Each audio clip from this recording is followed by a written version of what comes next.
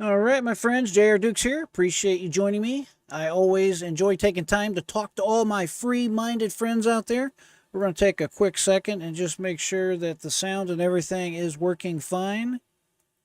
If you have any comments or if you can't hear, please let me know. It looks like everything's working good on my end. So, can you believe it is 1 year until the election for 2024? 1 year away. Today, of course, is November 6th. This time next year, we should all be going to the ballot box and trying to see who's going to be our next president. Hopefully, that is a re-election of President Donald Trump. 1 year away. 2023 has definitely flew by. So, today I want to talk to you about what has happened today in the life of our beloved former President Donald Trump that we all miss and all need desperately. Well, obviously today he was in New York City. He was there for his fraud trial. The only fraud going on is the trial itself, which is nothing less than a sham and a fraud. But we're going to get into it here in just a second. Also, great news for former President Donald Trump. His polling numbers keep increasing. If you could believe that, it keeps going up, and literally away. Essentially, the American election here in the United States is going to come down to probably 5 or 6 battleground states, is what we call them. And the recent polling has showed that Donald Trump is ahead in 5 of the 6 states. He's only trailing in 1 state just by the slimmest of margins, approximately 1 to 2%. So we have to admit that it is a while before the next election. As I just said, we're a year out. However, that is a terrible place to be if you're President Joe Biden. My understanding is that is the lowest numbers ever reported since records were being kept that President Joe Biden is experiencing right now at this point in his presidency. So not a good place to be if you're Joe Biden. But anyway, let's get right into it. I got this first video coming to us from down under in Australia, and we are going to tune in and see what this young lady has to say. It's interesting how they're reporting the news all the way over in Australia down under. So without further ado, let's listen in. We're officially 1 year away from the US presidential election. And according to the latest polling, Donald Trump is leading ahead of Joe Biden in several key seats in what could be a 2020 rematch. The New York Times Siena poll found Joe Biden is losing to Trump in 5 of 6 battleground states. In Nevada, Trump holds 52% support to Biden's 41%. In Georgia, Trump tops Biden with 49% to Biden's 43%. In Arizona, Trump leads with 49% to Biden's 44%. In Michigan, Trump holds a 5-point lead with 48% to Biden's 43%. And in Pennsylvania, Trump tops Biden 48% to the president's 44%. But in Wisconsin, Joe Biden is ahead of Trump 47% compared to 45%. The majority of voters indicate they trust Donald Trump over Joe Biden to handle the economy. What we've come in the last 3 years, we're in a really scary place, not just economically. You know, you talk about the housing market. Look at the kind of debt people are in with their credit cards and with student loan debt. And the more the government screws around with it, the worse it gets for people. Joe Biden represents big government that has its hand in every aspect of your life. And his performance, his mental acuity, it's going to get worse. It's never going to get better. His best days are behind him. And unfortunately, that kind of decline, it's only going to get worse, and you're going to see that bear out in more of these polls because he doesn't have answers. He doesn't have competence, and people have problems that aren't going away. And to Bill Maher's point, they have only gotten worse the last 3 years. The poll highlights the challenges facing the Democrats, with Joe Biden running for re-election. The Democratic Party faithful is backing the 80-year-old president, but some, including Minnesota Congressman Dean Phillips and Marianne Williamson, are calling for other options. Sky News Washington correspondent Annalise Nielsen has spoken to voters in the battleground state of Michigan about the year ahead. This is just one of the picket lines in Detroit, Michigan this weekend.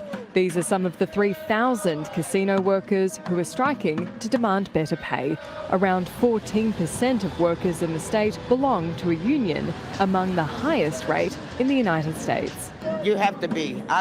No other way. You got to have a union. They're the voters who Joe Biden needs to be re-elected. It's one of the reasons Joe Biden became the first sitting president to walk a picket line when he joined 50,000 striking auto workers last month. We saved them. It's about time them to step up for us. Thank you. But their support isn't guaranteed. How do you feel about him running again for president?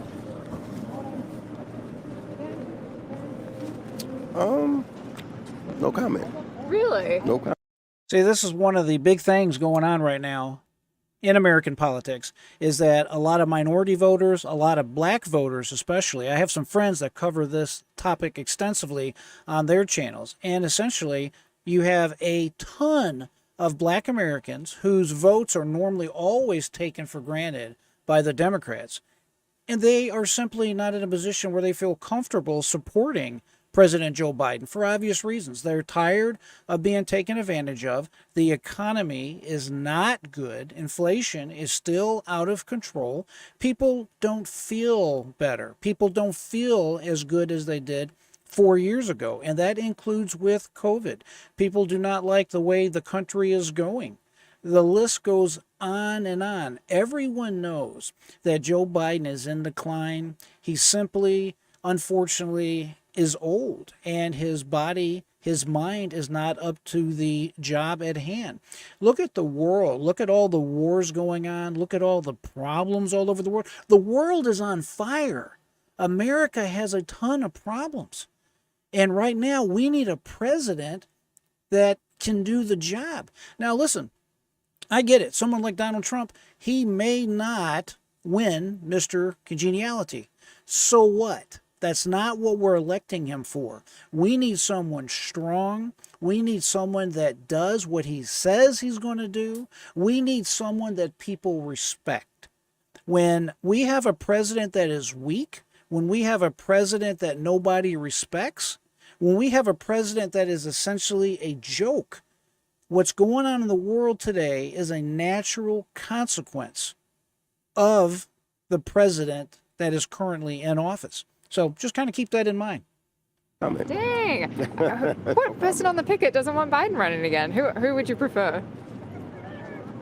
No comment. Really? That bad? No comment. No comment. What was it? What killed it for you? Well, there's a lot of things that's going on that, I feel that they can do something about that they're not doing. So all that talk is cheap. Until you start showing action, that's when I want to speak out. Michigan makes up the middle of what's known as the Blue Wall, the Midwestern manufacturing states that typically held strong for the Democrats through the support of blue-collar workers. That support collapsed for Hillary Clinton in 2016 in favour of Donald Trump. But Joe Biden won back that support in 2020, largely through the union movement. However, it was also because he was seen as the preferred leader on the pandemic, and that no longer ranks as an issue for voters heading into 2024. We're now 1 year out from the next presidential election. More broadly, we've found there's a general malaise among voters when it comes to the prospect of a 2020 rematch. The parties only work for themselves anymore. I don't think they represent most of the people. So I don't like either of them. But, they're going to pick our two choices, old guy A and crazy guy B. So, they really ought to do a better job. And I don't know what's wrong with our political system right now. They can't get anything done. They need to fire all their asses. Donald Trump supporters, however, seem welded on. Sharon is a farmer from just north of Detroit, still running her stall after the local farmers market closed for the winter. We have things left, and we didn't make what we needed to yet this year, so we have. All right, that's good enough for what I wanted to point out in this particular video. So, as you can see, a lot going on here in the States. Great news today for our president, former President Donald Trump. As far as the New York case is concerned, I'll have more about that coming out either tonight or first thing in the morning. But essentially, I would say overall a fairly decent day as far as the New York fraud case goes. I believe Donald Trump may have to take the stand again tomorrow or Wednesday, and then his daughter, Ivanka Trump, is supposed to testify immediately after he testifies. So according to the President Donald Trump himself, when he was giving comments outside court, in the morning he wasn't really too happy, and in the evening when they closed for the day, he did seem a little bit more optimistic. He didn't really have a whole lot to say. Obviously, there's a lot of things to dissect and go over in this case, and we'll do that shortly in another video that I'll be making. So at any rate, if you haven't subscribed, please be sure to do so. As I always say, my friends, keep that mind free, never give up. And until next time, I am JRDukes.